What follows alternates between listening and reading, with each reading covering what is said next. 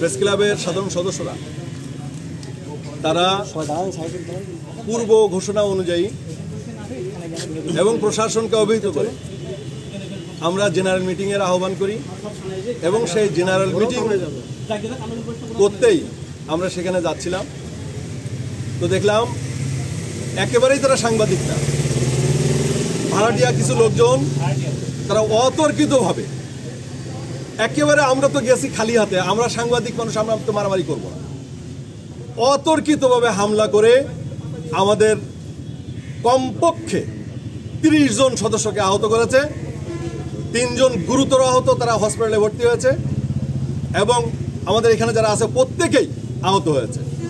আমরা মনে করি প্রশাসন তাদের সঠিক দায়িত্বটা পালন করে নাই।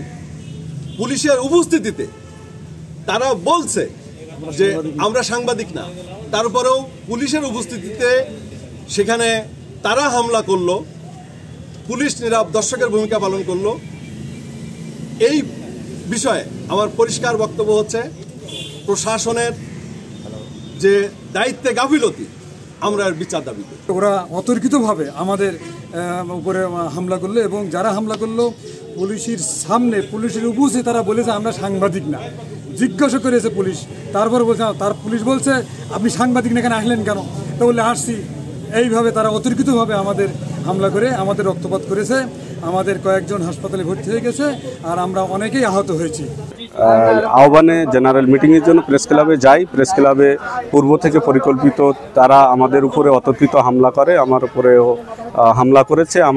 আমাদের এক সহকর্মী তিনি গুরুতর আহত হয়ে তার রক্তপাত হয়ে গেছে, তিনি এখন সাতক্ষীরা সদর হাসপাতালে তাকে নিয়ে যাওয়া হয়েছে। এইভাবে প্রায় 30 জনের মতন সাংবাদিক কিন্তু এখানে আহত হয়েছে। প্রশাসনের সামনে কিন্তু এই ঘটনা ঘটেছে, যেগুলো দেখা গেল যে এর ভিতরে সাংবাদিক নেই বললেই চলে। সেখানে যারা সাংবাদিক না সেই বহিরাগতরাই কিন্তু এই হামলাগুলো চালিয়েছে।